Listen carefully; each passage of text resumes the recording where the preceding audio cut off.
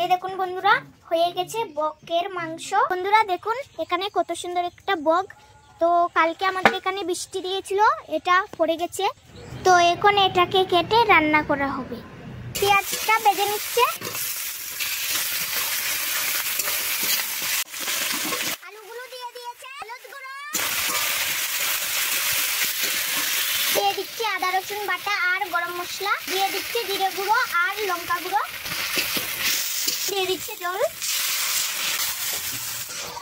দিয়ে দিচ্ছে, লবণ, ঢাকা দিয়ে দিয়েছে। রান্নাটা হয়ে গেছে, এবার তুলে নেবে।